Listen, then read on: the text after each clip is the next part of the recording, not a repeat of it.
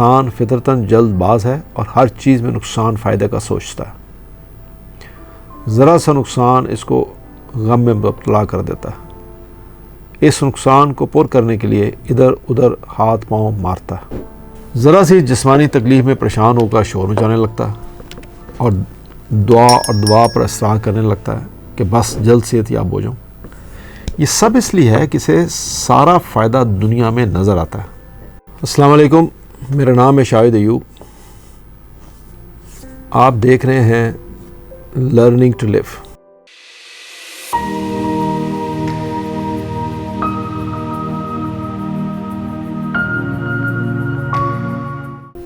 لوگ اکثر ذکر کرتے ہیں کہ، اور آپ نے سنا ہوگا بہت دفعہ، صبر کریں، ڈیتھ ہو جائے صبر کریں، نقصان ہو جائے صبر کریں، کوئی تکلیف آئے صبر کریں۔ صبر کا لفظ ہمارے ہاں بہت زیادہ استعمال ہوتا ہے، یعنی آپ پہ کوئی ظلم کرے اور آپ مظلوم ہوں،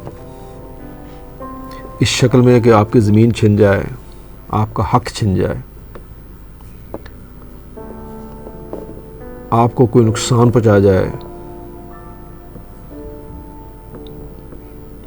تو آپ صبر کریں۔ وہ کسی صحابہ نے، حضور صلی اللہ علیہ وسلم سے بات ہو رہی تھی تو انہوں نے کہا کہ مومن کون ہے؟ تو صحابہ نے کہا کہ مومن جو کسی کو دھوکہ نہیں دیتا۔ تو آپ نے کہا کہ اس کو پورا کرو، مومن وہ جو کسی کو دھوکہ نہیں دیتا اور وہ جو کسی سے دھوکہ کھاتا بھی نہیں ہے۔ مومن کی فراست یہ ہے کہ وہ یہ بھی دیکھتا ہے کہ وہ دھوکہ کسی سے کھائے بھی نہ، یہ نہیں کہ پوری دنیا اس کو بیوقوف بنا جائے اور اس کو پتہ ہی نہیں چلے کہ اس کے ساتھ کیا ہوا۔ تو مومن کی یہ دونوں خوبیاں۔ اسی طرح صبر، جب آپ کے ساتھ ظلم ہو، زیادتی ہو، تو پھر اس صبر کا کیا معنی ہے؟ تو میں آپ کو ایک تحریر پیش کرتا ہوں اشفاق احمد صاحب کی، اس کے بعد میں آپ کو اپنے کمنٹس دوں گا اس کے اوپر۔ تو اشفاق احمد صاحب لکھتے ہیں کہ وہ ایک بزرگ کے پاس گیا، بیٹھے تھے وہاں پہ، تو ان سے پوچھا، حضرت جی صبر کیا ہے؟ یعنی ایک عالم تھے، وہ ایک بزرگ تھے اور وہ کچھ خاص کام کر بھی نہیں رہے تھے، فارغ بیٹھے ہوئے، تو ان سے پوچھا، انہوں نے ان کی خدمت میں حاضر ہوئے، تو وہ جو بزرگ تھے وہ خاموش رہے، انہوں نے ان کی بات کا جواب نہیں دیا۔ تو اشفاق صاحب نے دوبارہ پوچھا کہ حضرت میں نے ایک سوال کیا ہے کہ صبر کیا چیز ہے؟ وہ پھر کچھ بولے نہیں، انہوں نے ان کی بات کا جواب نہیں دیا۔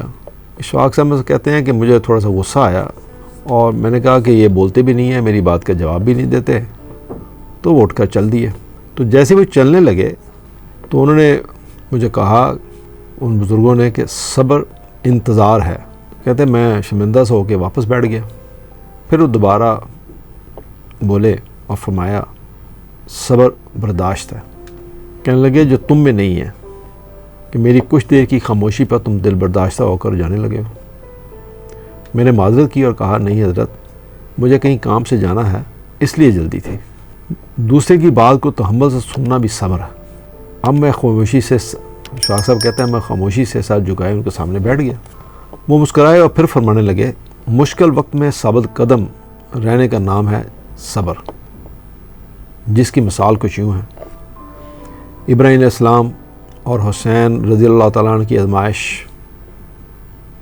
مصیبت یا بیماری کو برداشت کرنا صبر ہے، جیسے ایوب علیہ السلام نے صبر کیا۔ اب برے اعمال یا اقدام سے اپنے آپ کو روکنا بھی صبر ہے، جس کی بہترین مثال یوسف علیہ السلام کا واقعہ ہے۔ تو اشفاق صاحب کہتے ہیں میں نے کہا حضرت یہ سب تو بہت بڑے رتبے والے لوگ تھے، عظیم لوگ تھے، یہ تو ہم ان جیسے کہاں اور کیسے برداشت کر سکتے ہیں یہ سب چیزیں جو آپ ذکر کر رہے ہیں، ہمیں کیسے صبر آئے گا؟ تو کہنے لگے بیٹا بے شک ہم ان جیسے نہیں، لیکن ان خاص لوگوں کی زندگیاں ہمارے لیے ایک مشعل راہ، ایک نمونہ ہے۔ تو کہنے لگے کہ بیٹا اللہ کسی کو اس کی طاقت سے زیادہ نہیں آزماتا، وہ ہم سے زیادہ ہم کو جانتا ہے۔ قرآن میں ہے جس کا ترجمہ ہے جس کا جتنا بڑا رتبہ ہوتا ہے اس کی آزمائش بھی اتنی سخت ہوتی ہے۔ رہا یہ سوال کہ صبر کیسے آتا ہے، تو بیٹا توکل صبر کا سب سے بڑا ساتھی ہے۔ اگر آپ اللہ پر توکل رکھتے ہیں تو یہ ممکن ہی نہیں کہ صبر آپ کو حاصل نہ ہو۔ قرآن پاک میں ارشاد ہے جس کا ترجمہ ہے کہ بے شک بغیر رب کی عطا کے آپ صبر نہیں کر سکتے۔ انسان فطرتاً جلد باز ہے اور ہر چیز میں نقصان فائدہ کا سوچتا ہے۔ ذرا سا نقصان اس کو غم میں مبتلا کر دیتا ہے۔ اس نقصان کو پر کرنے کے لیے ادھر ادھر ہاتھ پاؤں مارتا ہے۔ ذرا سی جسمانی تکلیف میں پریشان ہو کر شور مچانے لگتا ہے اور دعا پر اصرار کرنے لگتا ہے کہ بس جلد صحت یاب ہو جاؤں۔ یہ سب اس لیے ہے کہ اسے سارا فائدہ دنیا میں نظر آتا ہے۔ اللہ تعالیٰ نے زندگی اور موت کو انسان کی آزمائش کے لیے پیدا فرمایا۔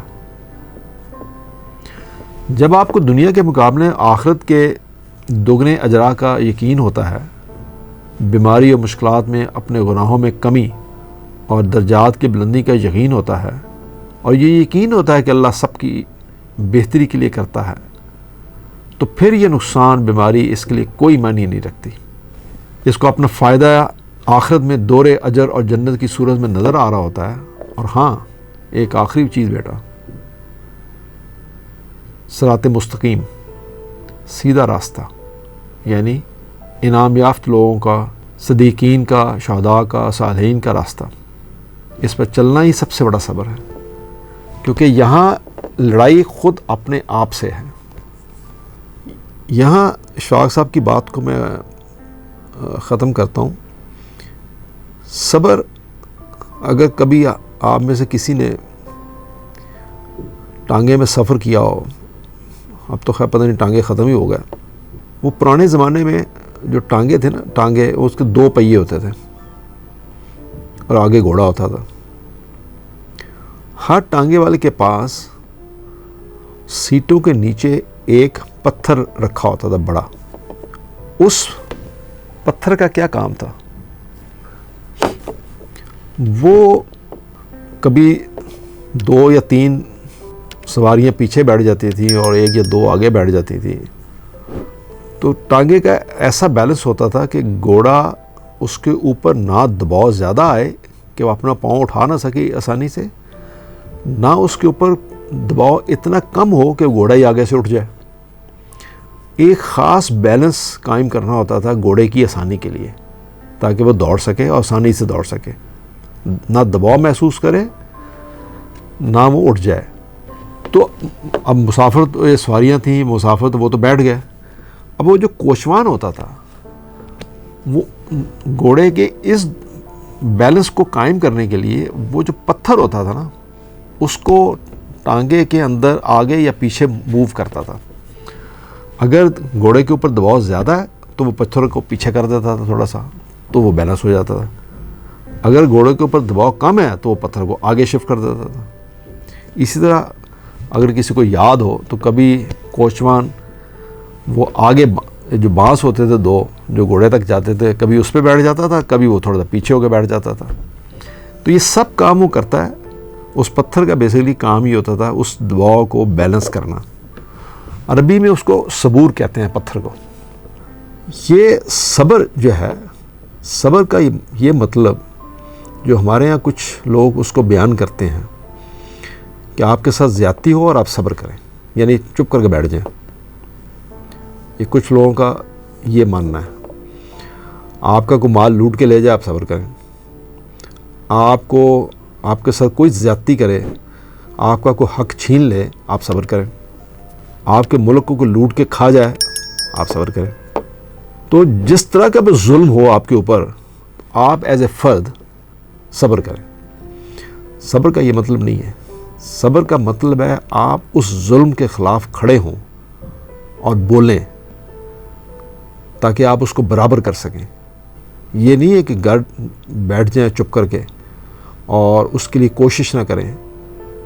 صبر کا مطلب یہ ہے کہ اگر کوئی چیز آپ کے اوپر ظلم ہوتا ہے، زیادتی ہوتی ہے، یا کوئی ایسی چیز ہوتی ہے جس کے لیے آپ کو بولنا ہوگا تو آپ اس کے خلاف کھڑے ہوں، بولیں، اس کا مقابلہ کرنے کی کوشش کریں، اس کو برداشت کرنے کی عادت مت ڈال لیں۔